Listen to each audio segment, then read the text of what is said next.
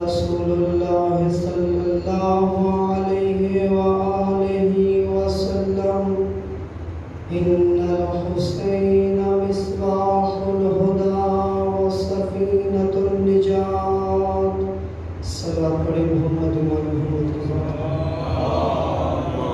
صلی علی محمد وآلہ محمد۔ دعا ہے پروردگار عالم اس مقدس مقام پر بیٹھنا اپنی بارگاہ میں عبادت شمار فرمائے۔ جو مومنین دامِ دل میں سکنے تعامل کر رہے ہیں اس ادا کے انعقاد میں سب کی توفیقات خیر میں اضافہ فرمائے، بیماروں کو شفا عنایت فرمائے، رزق حلال میں وسعت عطا فرمائے، عزاداران حسین ابن علی کو اپنی حفظ و امان میں محفوظ رکھے۔ دعا کی قبولیت کے لیے صلوات پڑھیں محمد و آل محمد کی ذات پر۔ اللہم صلی علی محمد وآلہ محمد۔ محرم الحرام کے پہلے عشرے کا اختتام ہے۔ آخری ایام چل رہے ہیں۔ وہ سفر جو ہم حسین ابن علی کے قافلے کے ساتھ کرنا چاہتے تھے، آہستہ آہستہ اس سفر کا اختتام ہو رہا ہے۔ دیکھیں روایت میں ہے الفرصت تمر مر سحاب، فرصت بادلوں کی طرح گزر جاتی ہے۔ خدا نے ہمیں موقع دیا اس مختصر سی زندگی میں کہ آئیں اس خیمے حسین میں بیٹھیں، صف حسین میں بیٹھیں، بارگاہ حسین ابن علی میں بیٹھ کر ایک مرتبہ قریب سے حسین ابن علی کو سمجھنے کی کوشش کریں، قریب سے حسین ابن علی کو سمجھنے کی کوشش کریں۔ وقت بہت تیزی سے گزر رہا ہے، لیکن وہ انسان جو وقت کی قیمت کو سمجھتے ہیں، وقت کی قدر کو سمجھتے ہیں اور جانتے ہیں کہ حسین ابن علی کتنی قیمتی ہستی کا نام ہے، یہ کربلا کتنی قیمتی چیز ہے، پھر ایسے انسان کبھی بھی فرصت کو ضائع نہیں کرتے۔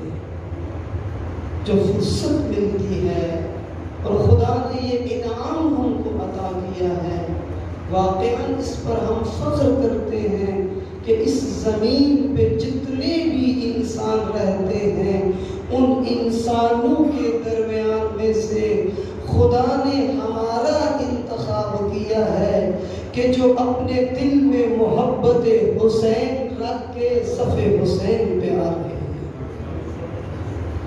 یہ بہت قیمتی کام ہے، یہ بہت قیمتی عبادت ہے۔ شاید مجھے ابھی اس کا اتنا اندازہ نہ ہو، شاید مجھے اس کی قیمت کا ابھی اتنا پتہ نہ ہو، لیکن جب ہم اس دنیا سے چلے جائیں گے اور وہ قیامت کا دن آئے گا، پھر پتہ چلے گا جو ہم صف حسین پہ آتے تھے، جو آنسو غم حسین میں نکلتے تھے، جو وقت غم حسین میں گزارتے تھے، خدا کی بارگاہ میں اس کی قیمت کتنی ہے۔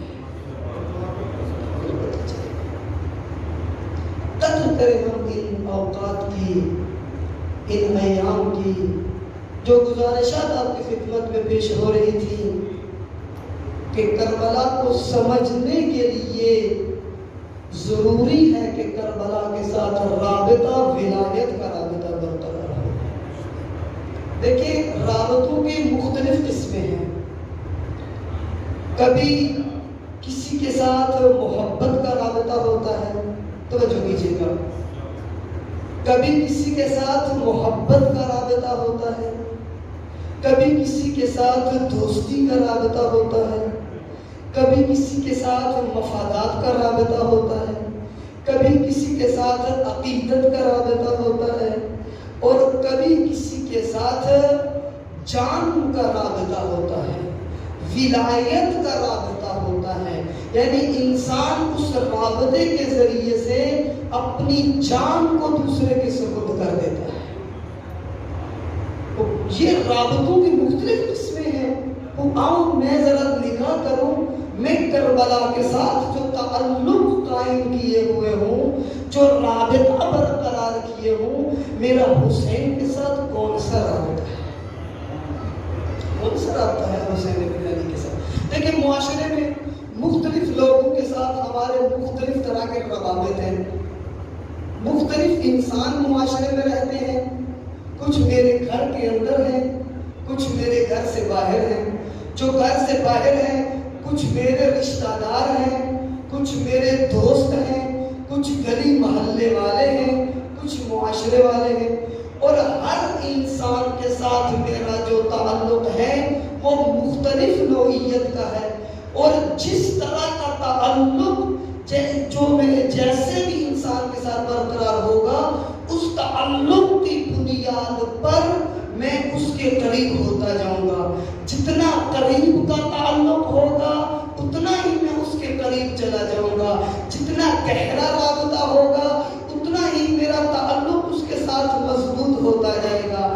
اگر مفادات کا رابطہ ہے تو جب تک میرا مفاد برقرار ہے اس کے ساتھ میرا رابطہ رہے گا، اور جب مفاد پورا ہو جائے گا پھر تو کون اور میں کون، تو اپنے راستے پر چلا جا، میں اپنے راستے پہ چلا جاتا ہوں۔ اسی لیے حسین ابن علی نے وہ لوگ جنہوں نے دین سے رابطے برقرار کیے ہوئے ہیں ان کے روابط کی نوعیت کو بیان کیا ہے، اور فرمایا بعض لوگ ایسے ہیں جن کا رابطہ دین کے ساتھ مفادات کا رابطہ ہے، جب تک دین سے مفاد حاصل ہوتا رہتا ہے تو دین کی باتیں کرتے رہتے ہیں، ہاتھ میں تسبیح پکڑ لیتے ہیں، یا اللہ کہتے رہتے ہیں، داڑھی بھی رکھ لیتے ہیں، نمازیں بھی پڑھنا شروع کر دیتے ہیں، لیکن جب دین سے اپنا مفاد پورا ہو جاتا ہے، دنیا حاصل ہو جاتی ہے، دنیا میں جا اور مقام مل جاتا ہے،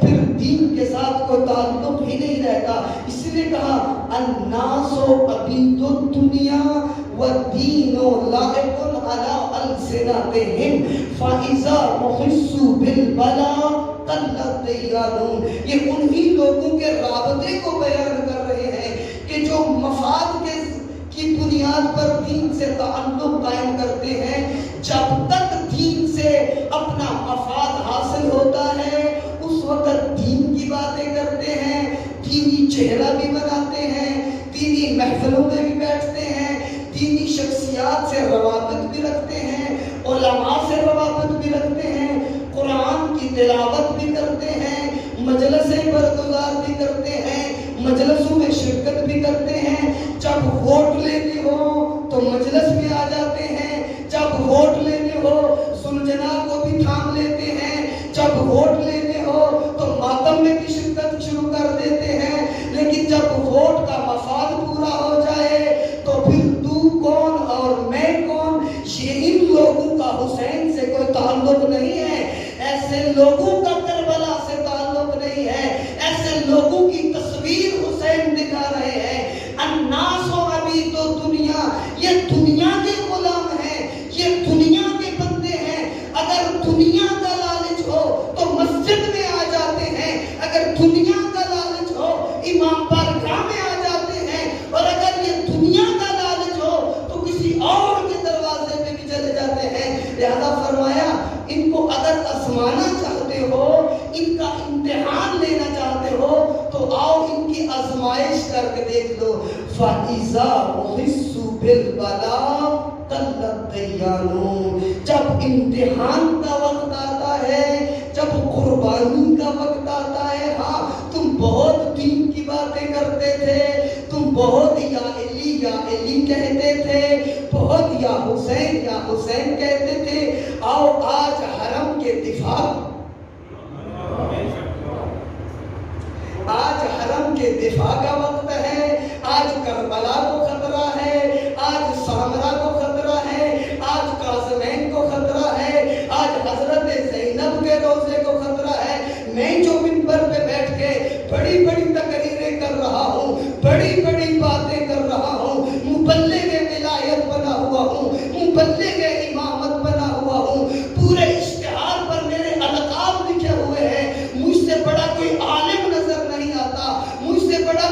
خطیب نظر نہیں آتا، ہزاروں کے مجمع میں بیٹھ کر میں بڑی بڑی ولایت اور امامت پہ تقریریں کرتا ہوں، اسی خطیب صاحب کو جب کہا جائے اے مبلغ ولایت، اے خطیب ولایت، اے خطیب العصر، آج حرم کو دفاع کی ضرورت ہے، آج حرم کو خون کی ضرورت ہے، آج کربلا کو خون کی ضرورت ہے، آج کاظمین کو خون کی ضرورت ہے، تو کتنے ایسے مبلغ ولایت ہیں جو اپنی یہ دکان چھوڑ کر کربلا کفن پہن کے جا کے روضہ حسین کا دفاع کر رہے ہوں؟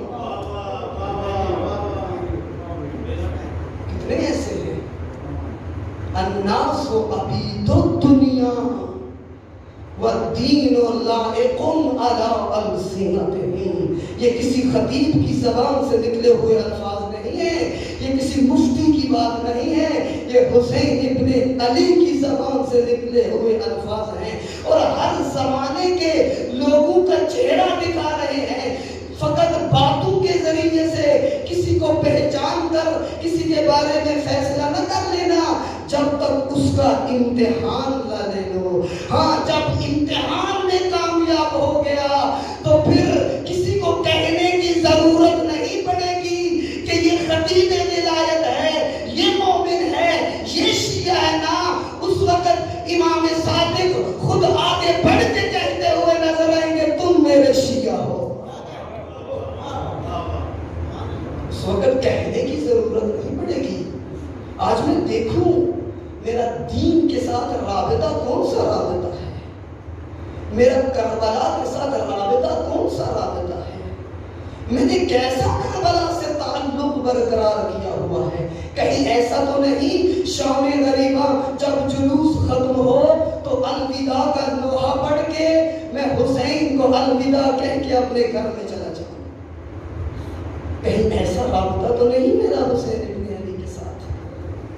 فقط 10 دن کا رابطہ تو نہیں ہے حسین ابن علی کے ساتھ؟ حسین وہ شخصیت نہیں ہے، سید الانبیاء نے اس لیے حسین ابن علی کا یہ تعارف نہیں کروایا تھا، حسین منی وانا من حسین، اس لیے یہ تعارف نہیں کروایا تھا، ان الحسین مصباح الہدی وسفینۃ النجات، اس لیے تعارف نہیں کروایا تھا کہ شام غریبہ الوداع کا لوحہ پڑھ کے میرے حسین کو تنہا چھوڑ کے اپنے گھروں میں چلے جاؤ، اپنی زندگی میں مصروف ہو جاؤ، اپنے کاروبار میں مصروف ہو جاؤ، اپنے بزنس کرنا شروع کر دو، اپنے آفس میں جا کے بیٹھ جاؤ، اور تمہارا میرے اس بیٹے سے تعلق ہی نہ ہونا۔ کیوں سید الانبیاء مدینہ میں بار بار اپنے اس لفظ جگر کا تعارف کروا رہے ہیں، حسین منی وانا من حسین، حسین مجھ سے ہے، میں حسین سے ہوں۔ یہ ہدایت کے چراغ ہے، یہ نجات کی کشتی ہے۔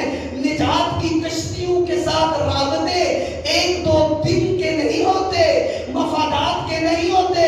نجات کی کشتی اس کو نجات دیتی ہے، اس کو اپنے اندر سوار کرتی ہے جس نے اس کشتی کے ساتھ ولایت کا رابطہ برقرار کیا۔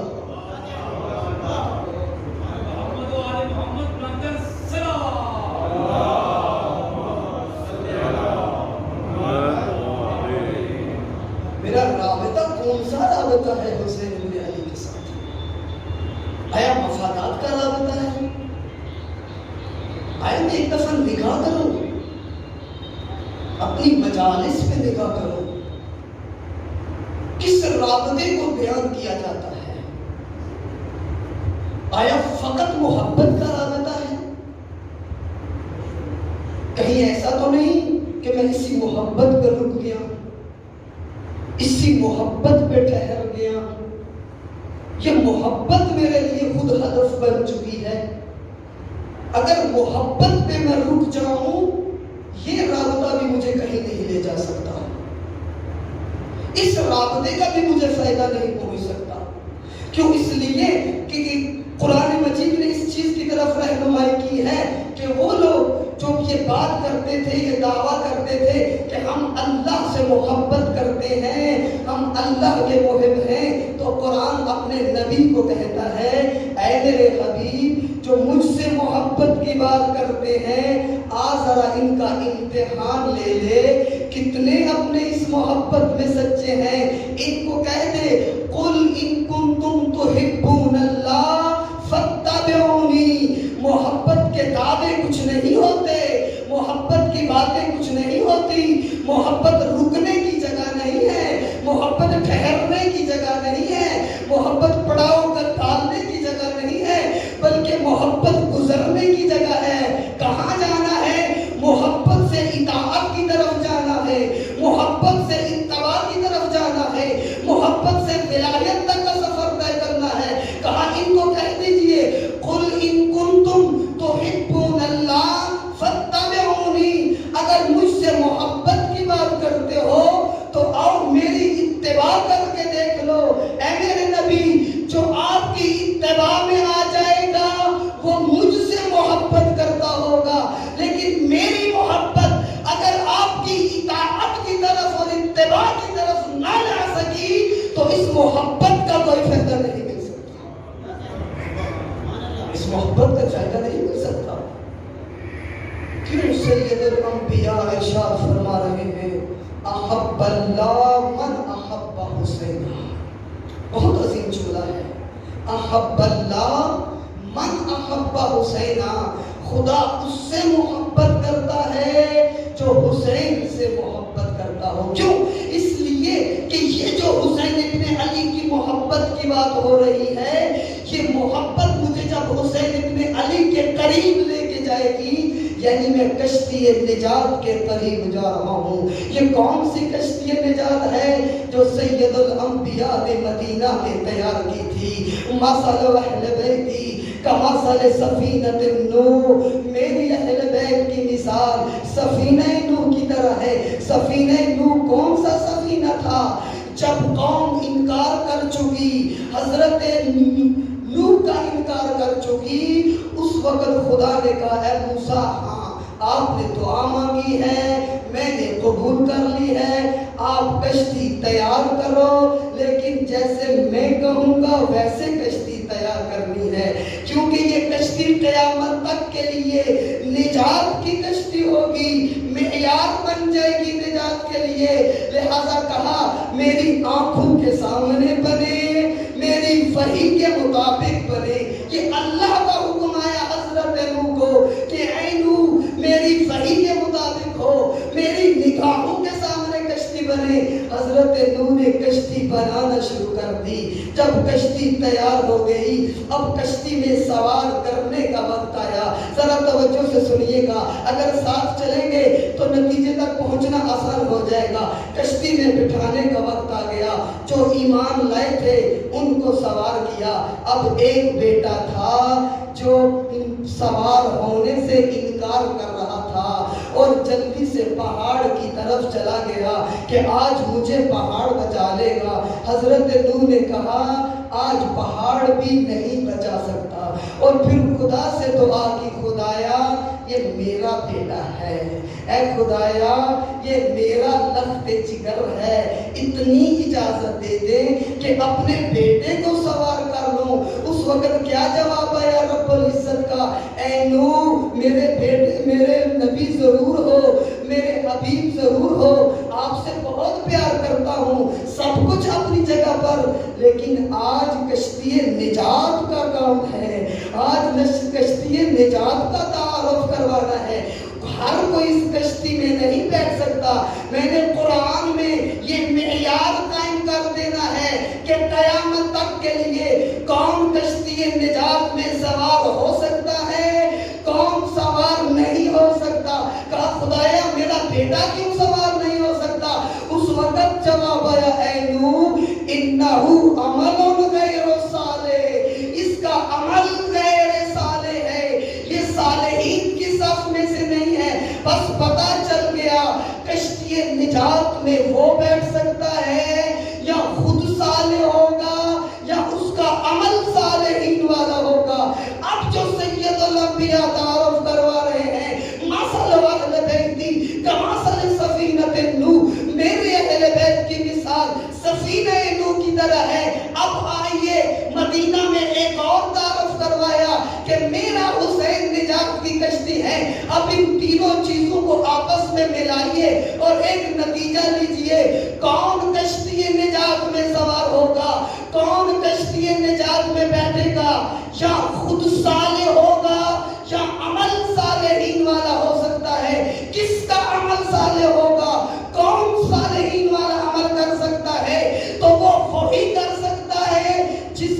حسین سے ولایت کا رابطہ ہو جائے گا.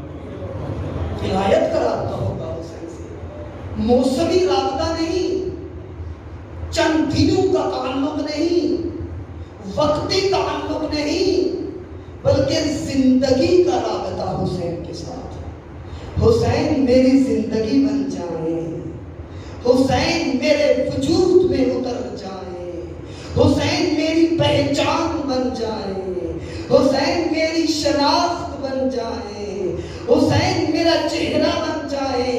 اب میں جس گلی سے گزروں، جس محلے سے گزروں، جب اپنی زبان کو کھولوں، جب قدم اٹھاؤں، جب ہاتھ میرے بلند ہو، تو جو بھی دیکھے، جو بھی میری طرف نگاہ کرے، تو اس کا ذہن سب سے پہلے جس طرف جائے وہ یہی ہو کہ کوئی حسینی گزر رہا ہے، کوئی حسینی گزر رہا ہے. جہاں سے کسی حسینی کا گزر ہوا ہے، جہاں سے کسی عاشورائی کا گزر ہوا ہے. حسینی کون ہوتا ہے؟ آئے تھوڑا سا تعارف کرواتا جاؤں. حسینی کسے کہا جاتا ہے؟ حسینی کون ہوتا ہے؟ حسینی کی علامت کیا ہے؟ حسینی کی پہچان کیا ہے؟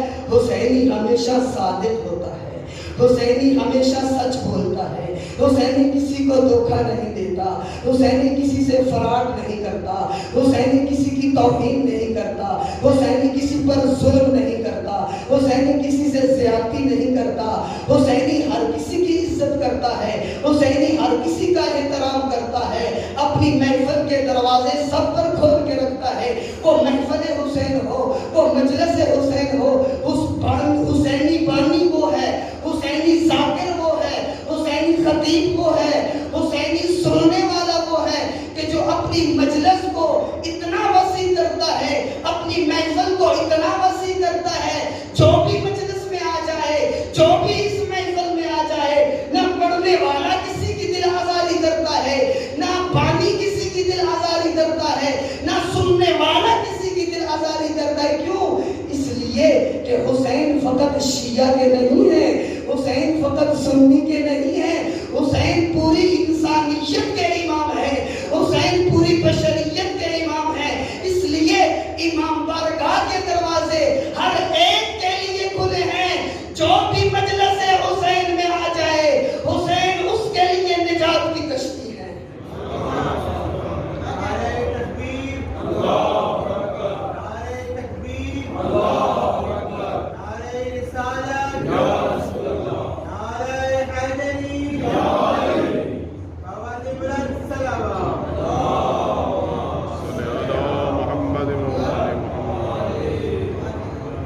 حسین ابن علی در ولایت پر امت کو لانا چاہتے تھے.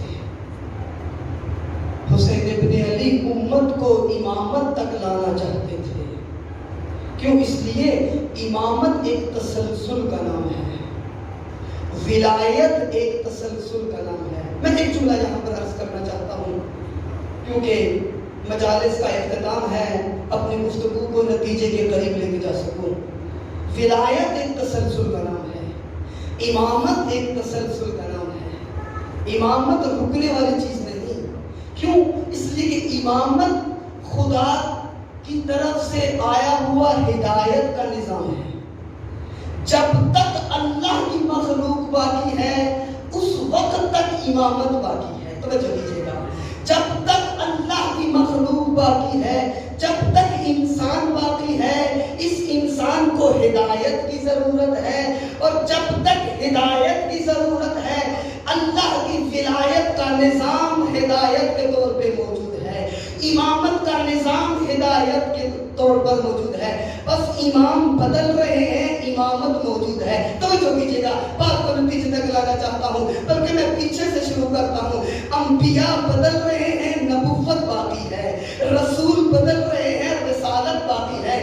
آدم کے بعد دوسرے نبی نوح آ گئے، ابراہیم آ گئے، موسیٰ آ گئے، عیسیٰ آ گئے. نبی تبدیل ہو رہے ہیں لیکن نبوت اپنی جگہ پر قائم ہے. اللہ کی ہدایت کا نظام اپنی جگہ پر قائم ہے. سید الانبیاء دنیا سے چلے گئے، سلسلہ نبوت ختم ہوا. ہوا، اب سلسلہ امامت شروع ہو گیا۔ امیر المومنین سے امامت کا سلسلہ شروع ہوا۔ خدیب کے میدان میں اعلان ولایت و امامت سے اس ولایت و امامت کا سلسلہ شروع ہوا۔ امام بدل رہے ہیں لیکن امامت کا سلسلہ جاری ہے۔ امام اپنی جگہ پر، امامت اپنی جگہ پر قائم ہے۔ کیوں؟ کیونکہ امامت کے ذریعے سے ہدایت ممکن ہے، امامت کے ذریعے سے امت کی نجات ممکن ہے۔ 12واں امام تشریف لے آئے۔ آگے اس دنیا میں جب امت کو اس قابل نہ سمجھا کہ اس 12ویں کی حفاظت کر سکے، خدا اپنی اس حجت کو پردہ غیبت میں لے گیا۔ امام پردہ غیبت میں چلے گئے لیکن امامت پردہ غیبت میں نہیں گئی۔ کیوں؟ اس لیے کہ اگر امامت پردہ غیبت میں چلی جائے، مخلوق خدا کی ہدایت نہیں ہو سکتی۔ اگر امامت پردہ غیبت میں چلی جائے، اگر ولایت پردہ غیبت میں چلی جائے تو ہدایت ممکن نہیں ہے۔ ایک طرف قرآن ہے، اس قرآن کو مفسر کی ضرورت ہے جو آئے امت کے سامنے اس قرآن کی تفسیر کرے۔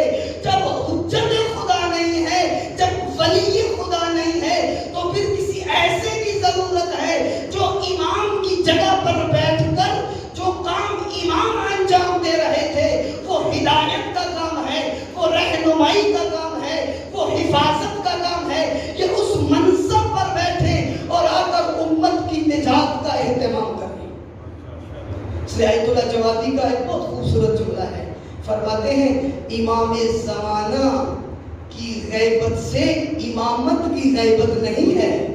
توجہ کیجیے گا، امام زمانہ کی غیبت سے امامت کی غیبت نہیں ہے۔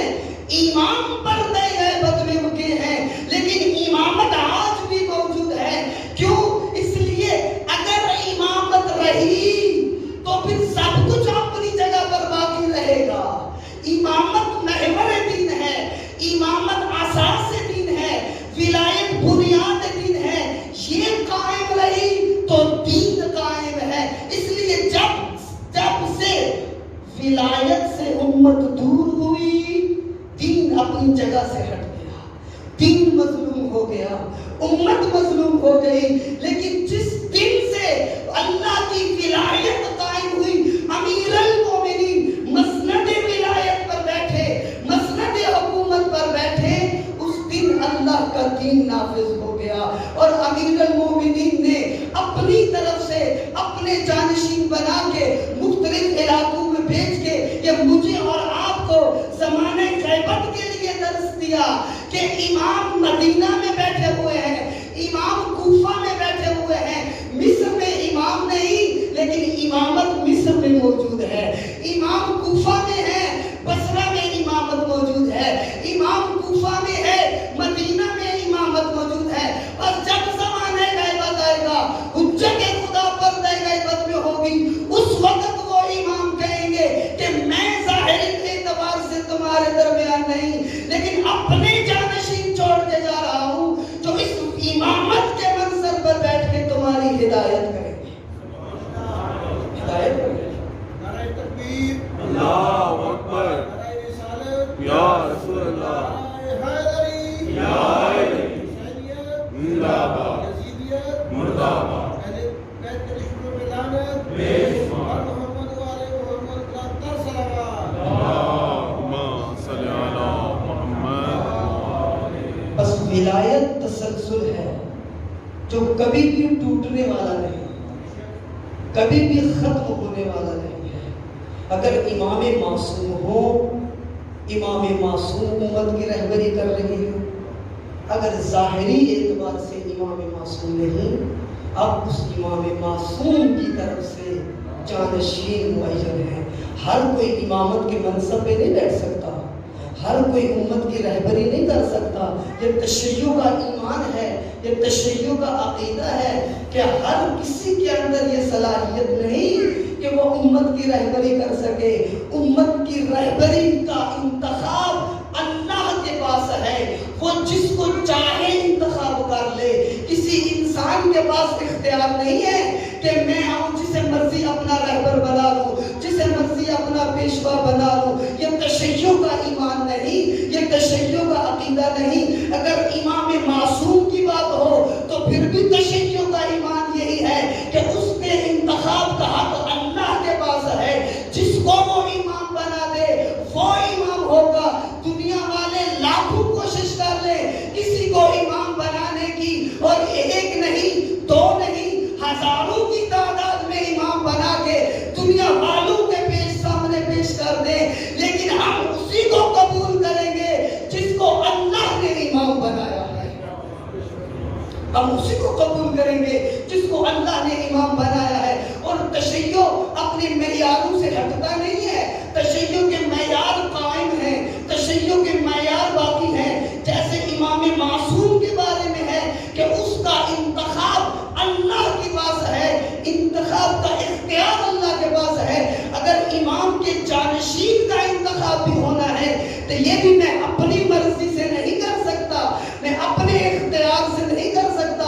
آج جو میں فقہاء کو کہہ رہا ہوں کہ یہ امام عصر کے نمائندے ہیں، یہ امام عصر کے جانشین ہیں، تو اپنی مرضی سے نہیں، اپنے اختیار سے نہیں، بلکہ جو صفات خود امام نے بیان کی ہیں اور کہا جس کے اندر یہ صفات تمہیں نظر آ جائیں، یہ خصوصیات تمہیں نظر آ جائیں، یہ کمالات نظر آ جائیں، میری طرف سے یہ نمائندہ ہے، اور جا کے اس سے ہماری ولایت کو لینا، اس سے ہماری امامت کو لینا، اس سے جا کے اللہ کے دین کو لینا، اس سے جا کے قرآن کو سمجھنا۔ بس اگر ہم معصوم کے پاس جاتے ہیں تو اللہ کے حکم کی اطاعت کرتے ہوئے، اور اگر کسی فقیہ اور مجتہد کی خدمت میں حاضر ہوتے ہیں تو امام عصر کی بات پہ عمل کرتے ہوئے۔ اپنی مرضی سے نہیں ہے تشیع، یہ بات غور سے سن لیں، تشیع کسی کے تصورات اور تخیلات کا نام نہیں ہے۔ تشیع وہ مذہب نہیں کہ گھر بیٹھ کے کسی نے بنا لیا ہو، کسی کمرے میں بیٹھ کے کسی نے بنا لیا ہو، نہ، تشیع وہ مکتب ہے، تشیع وہ مذہب ہے جس کی بنیاد میں یا قرآن نظر آتا ہے یا مصطفیٰ کا فرمان نظر آتا ہے۔ جاؤ تشیع کے کسی مسئلے میں نگاہ کر کے دیکھ لو، یا قرآن ہوگا یا پیغمبر کا فرمان ہوگا۔ بس اسی لیے تو ہم فخر کرتے ہیں، اسی لیے ہمارا سر فخر سے بلند ہے کہ پوری دنیا میں تشیع جیسا کہیں پر آپ کو کوئی مذہب نہیں ملے گا، کیونکہ تشیع ہی وہ ہے جو یہ کہہ سکتا ہے کہ میں اسلام کی پہچان ہوں، میں اسلام کی شناخت ہوں، میں وہی کچھ ہوں جو اللہ نے نازل کیا تھا، جو قرآن میں آیا ہے۔ اسی لیے تو آج کے زمانے کا دشمن، آج کے زمانے کا شیطان، آج کے زمانے کا یزید کس اسلامی فرقے سے ڈر رہا ہے، کس اسلامی فرقے کی نسبت وہ پریشان ہے؟ کسی سے نہیں گھبراتا، کسی کی نسبت پریشان نہیں۔ اگر کسی سے ڈرتا ہے تو وہ وہی ہے جن کا تعلق اہل بیت کی ولایت کے ساتھ ہے۔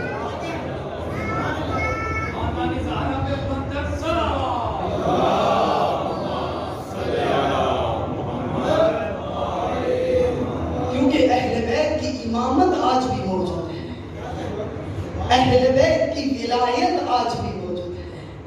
خدا نے جیسے ہم کو معصوم پاکیزہ ہستیاں عطا کی، آج زمانہ غیبت میں ان کے جانشین بھی اتنے ہی پاکیزہ عطا کیے، ان کے جانشین بھی اتنے ہی پاکیزہ عطا کیے۔ میں ایک جملہ کہہ کے بات کو آگے بڑھاتا ہوں کہ جو جانشین ہیں آئمہ کے، وہ کتنے پاکیزہ انسان ہیں۔ ایک مثال بیان کر دیتا ہوں۔ رہبر معظم حضرت ایت اللہ خامنہ حافظہ اللہ، ان کا ایک واقعہ کہ دیکھیں ہمارے مراجع، ہمارے مجتہد، ولی فقیہ کتنے پاکیزہ انسان ہیں، اور پھر ہم دیکھیں کہ وہ انسان جس کو دین کی داد کا بھی پتہ نہیں، جس کو اسلام کی الف کا بھی پتہ نہیں، وہ ایسے انسانوں کے بارے میں زبان درازی کرتے ہیں۔ دیکھیں کتنے پاکیزہ ہیں۔ آپ نے امیر المومنین کی عدالت کے واقعات سنے ہوئے ہیں، जनाब अकील आए थे बैतुल माल से थोड़ा सा इजाफी माल लेने के लिए। तो अमीर अल-मोमिनीन ने क्या किया, अपने भाई थे अकील, उनके सामने आग की जलता हुआ चिराग।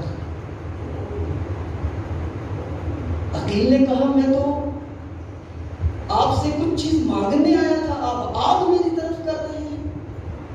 उस वक्त अमीर अल-मोमिनीन ने क्या कहा, तू दुनिया की आग से डर रहा है, तो चाहता है अली जहन्नम की आग में चला जाए।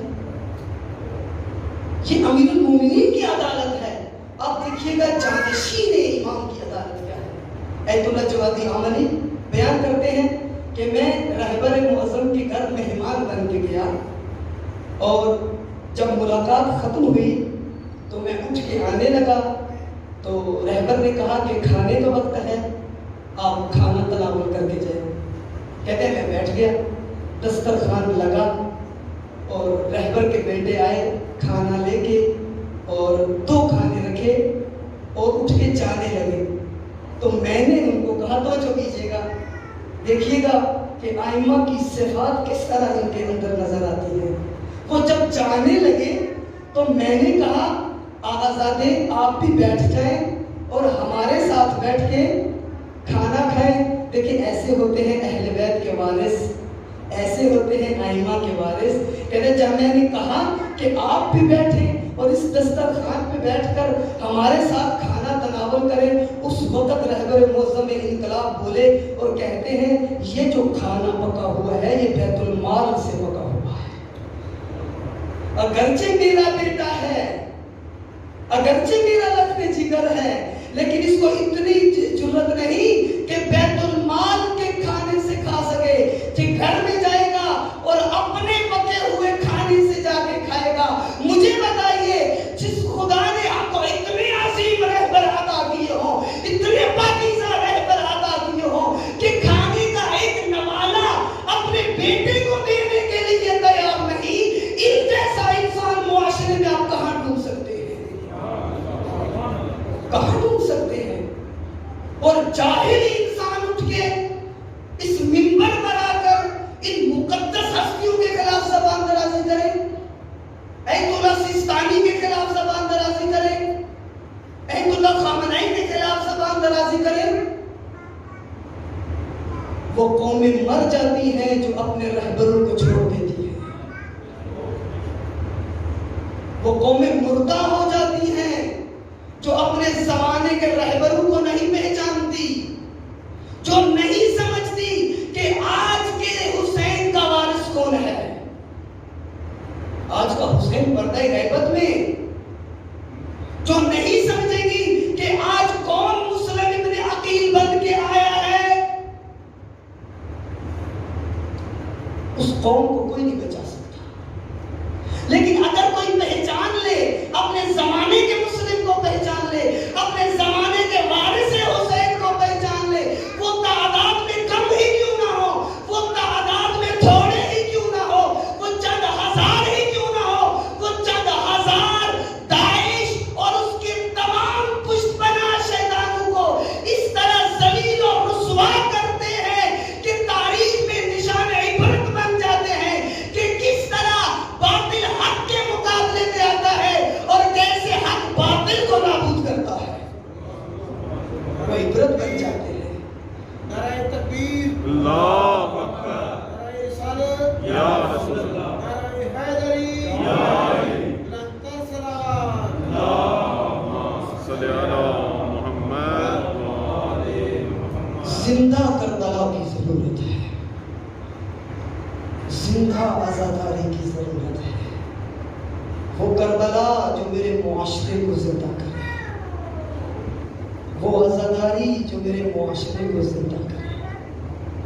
आज उस करबला की जरूरत है, आज उस आज़ादारी की जरूरत है जिससे मेरी कौम जिंदा हो, जिससे मेरी कौम में इत्तेहाद पैदा हो, जिससे मेरी कौम में मोहब्बत और उल्फत पैदा हो, जिससे मेरी कौम जहालत और बेशऊरी से बाहर निकले, जिससे मेरी कौम तरक्की की राहों को तय करे, جس سے میری قوم کا سر فخر سے بلند ہو، جس سے میری قوم کے عزت و وقار میں اضافہ ہو، جس سے میری قوم معاشرے میں سر اٹھا کے چلے، جس سے میری قوم کے اندر اتنی طاقت پیدا ہو جائے کہ اس کو دوسروں کے دروازے پہ دستک نہ دینی پڑے، اسے دوسروں کے دروازے پہ نہ جانا پڑے، بلکہ اتنا اپنے آپ کو بلند کر لے جیسے خدا نے ائمہ کو عصمت عطا کی تھی کہ دوسرے ان کے دروازے پہ آتے تھے، ائمہ کو دوسروں کے دروازے پہ نہیں جانا پڑتا تھا۔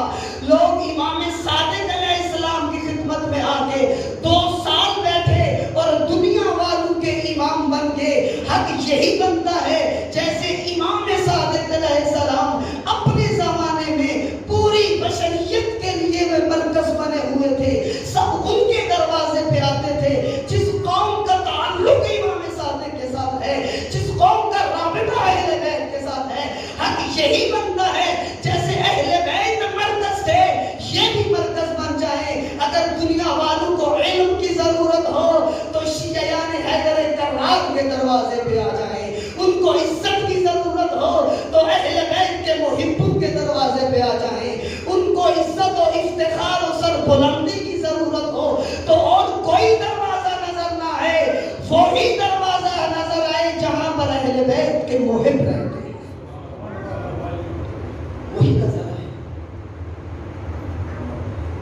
اور یہ اسی وقت ہو سکتا ہے جب ہمارا کربلا کے ساتھ تعلق حقیقی تعلق ہوگا، جب ہمارا دین کے ساتھ رابطہ حقیقی رابطہ ہوگا۔ حسین ابن علی نے بہت محنت سے اس دین کو بچایا، بہت محنت سے اس دین کو بچایا۔ ایک مرتبہ لکھا کریں حسین ابن علی کے قافلے پر کتنے قیمتی پھول تھے حسین کے اس قافلے میں، جن کو حسین نے اللہ کے دین پہ قربان کیا، اللہ کے دین پہ جن کو قربان کیا۔ آج 9 محرم کی رات ہے، حکم ہے شہادت حضرت عباس کو درج ہے۔ کون عباس؟ زینب جس کے سہارے کربلا میں موجود تھی۔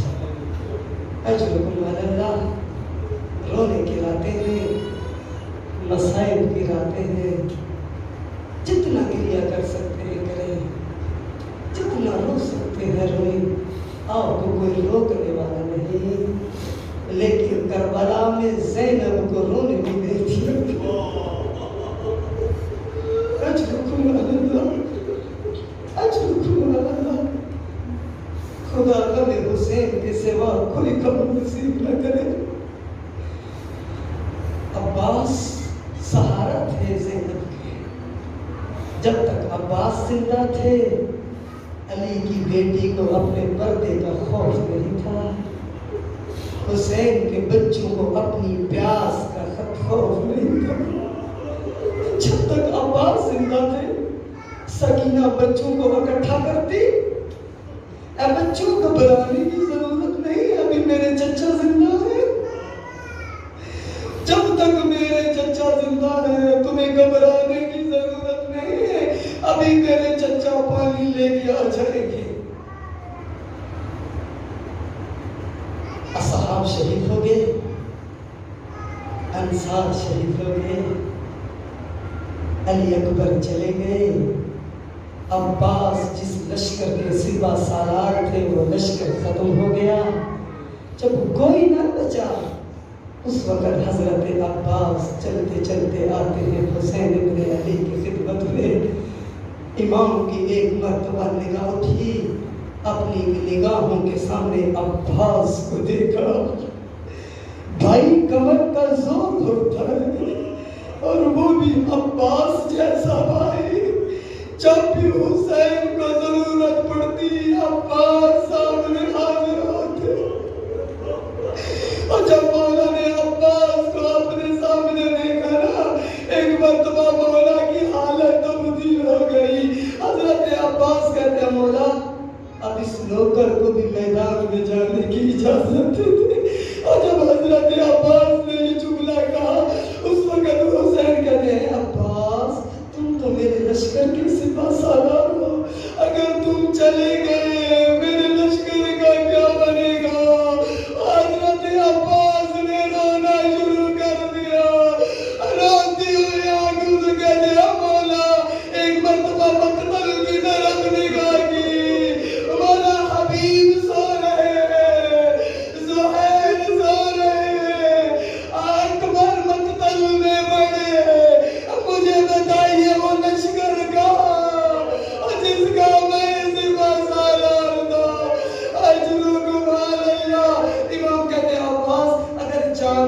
آپ چاہتے ہیں تو اچھا ایک کام کریں، پہلے بچوں کے لیے پانی کا انتظام کر دیں، پھر بے شک چلے جائیں۔ عباس میں آپ کو نہیں روکتا، پھر بے شک چلے جائیں۔ یہاں کتب مقتل نے لکھا حضرت عباس چلتے چلتے ایک خیمہ کی طرف آئے۔ کون سا خیمہ؟ جس میں مشکیزیں پڑے ہوئے تھے، خشک مشکیزیں تھے، اور چھوٹے چھوٹے بچے خشک مشکیزوں کے ساتھ بیٹھے ہوئے تھے۔ حضرت عباس نے ایک عجیب منظر دیکھا، تڑپ کے باہر نکل آئے۔ وہ کون سا منظر تھا؟ جب خیمے میں داخل ہوئے کیا دیکھا؟ چھوٹے چھوٹے بچے ہیں، ایک ایک مشکیزے کو اٹھاتے ہیں، اپنے سینے سے لگاتے ہیں، پھر زمین پہ رکھ دیتے ہیں، پھر دوسرا مشکیزہ اٹھایا، اپنے سینے سے لگایا، پھر زمین پہ رکھ دیا۔ حضرت عباس جلدی سے خیمے سے باہر آئے۔ اے مولا، آپ کے بچے اتنے پیاسے ہو گئے۔ ادھر سے جناب سکینہ نے کیا کیا؟ ان بچوں کو اکٹھا کیا۔ اے بچوں گھبراؤ نہیں، میرے چچا پانی لینے جا رہے ہیں، ابھی پانی لے کے آ جائیں گے۔ حضرت عباس نے الوداع کیا۔ اب پتہ نہیں کیسے ودا کیا ہوگا، علی کی بیٹی سے کیسے ودا کیا ہوگا، ام کلثوم سے کیسے ودا کیا ہوگا، اور جن کو یقین ہو گیا اگر عباس چلے گئے اب ہمارا پردہ باقی نہیں رہے گا، اب چادر نہیں بچ سکتی۔ اجر و کمال اللہ۔ حضرت عباس گھوڑے پہ بیٹھتے ہیں، آتے ہیں میدان کی طرف۔ علی کا جو بیٹا تھا، علی کی شجاعت کا وارث تھا، بہت بہادری سے لڑا، بہت شجاعت سے لڑا، ہزاروں کے لشکر کو چیرتے ہوئے عباس نہر میں داخل ہو جاتے ہیں۔ اور جب نہر میں داخل ہوئے نا، اپنے مشکیزے کو پانی سے بھر دیا۔ اب یہاں پر کتب مقتل نے لکھا حضرت عباس نے جب اپنے مشکیزے کو پانی سے پر کر لیا نا، مشکیزے کا تسمہ بند کیا، ایک مرتبہ ارادہ کرتے ہیں عباس ایک گھونٹ پانی پی لو یا حسین کی سکینہ یاد آ گئی، حسین کی سکینہ کی پیاس یاد آ گئی۔ اے عباس، تو کیسے پانی پی سکتا ہے؟ حسین کے بچے پیاسے ہیں، تو پانی لینے کے لیے آیا تھا، جلدی سے گھوڑا پانی سے باہر نکالا۔ اب حضرت عباس کا ہدف کیا ہے؟ پانی سکینہ تک پہنچ جائے۔ اب گھوڑا خیام کی طرف دوڑ رہا ہے۔ اب ان ظالموں نے کیا کہا؟ اگر ایک ایک کر کے عباس کا مقابلہ کیا تم کبھی بھی عباس کو نہیں روک سکتے، یہ علی کا بیٹا ہے، اب مل کے عباس پہ حملہ کرو۔ اب انہوں نے چاروں طرف سے حضرت عباس پہ حملہ شروع کیا، کوئی تیر چلا رہا ہے، کوئی تلوار چلا رہا ہے، کوئی نیزہ چلا رہا ہے، حضرت عباس کا گھوڑا دوڑ رہا ہے۔ یا اسی عالم میں ایک ظالم نے وار کیا، دایاں بازو طرف ہو گیا، مولا نے جلدی سے مشکیزے کو دوسرے بازو پہ تھاما، تھوڑی دیر کا گزرنا تھا، دوسرے بازو پہ وار ہوا، وہ بھی قلم ہو گیا۔ اب بازو کو نہیں دیکھا، سکینہ کے پانی کو بچا لیا، مشکیزے کا تسمہ منہ میں رکھا۔ عباس، جان چاہتی ہے تو چلی جائے، سکینہ کا پانی بچ جائے۔ اب ان ظالموں نے کہا عباس کو چھوڑو، مشکیزے کو نشانہ بناؤ۔ ایک تیر آیا، مشکیزے میں بوس ہو گیا، پانی کا نکلنا تھا، عباس کی امید ختم ہو گئی۔ اب کیا کیا؟ خیمے میں جانے کا فائدہ نہیں۔ ہاں، ایک مرتبہ گھوڑے کا رخ تبدیل کیا۔ اب میں سوال کرتا ہوں کہ جب گھوڑے کا رخ تبدیل کیا جاتا ہے، ہاتھوں کی ضرورت ہوتی ہے، اور جس سے رخ تبدیل کیا جائے، عباس کے بازو قلم ہو چکے تھے، کیسے رخ تبدیل کیا ہوگا؟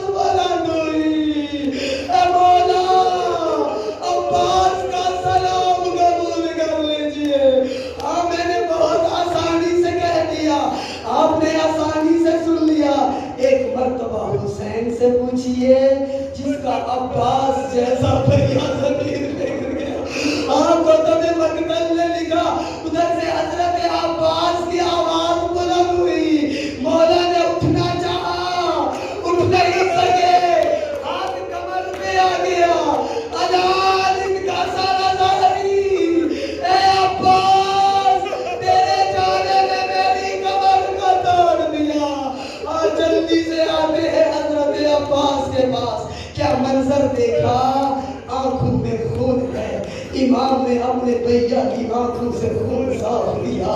جب خون صاف کیا نا، ایک بہت دردناک جملہ کہنا چاہتا ہوں، خدا کرے میں بیان کر سکوں. جب آنکھوں سے خون کو صاف کیا نا، ایک مرتبہ مولا کی نگاہ پڑی، حضرت عباس کی آنکھوں سے آنسو نکل رہے ہیں، حضرت عباس رو رہے ہیں. ایک مرتبہ امام نے سوال کیا، اے بھیا عباس، آیا کسی جگہ پر کوئی درد ہو رہا ہے؟ آیا بازو کے کٹنے کا درد ہے؟ کوئی زخم کے ہے جس کی وجہ سے رو رہے ہیں؟ مولا نے کیا کیا تھا؟ جب اپنے بھیا کے پاس آئے تھے نا، عباس کا سر اپنے زانوں پہ رکھا اور چہرے کو صاف کیا تھا. حضرت عباس کی آواز آئی، اے مولا، میں اپنے درد کی وجہ سے نہیں، میں آپ کی غربت میں رو رہا ہوں، میں آپ کی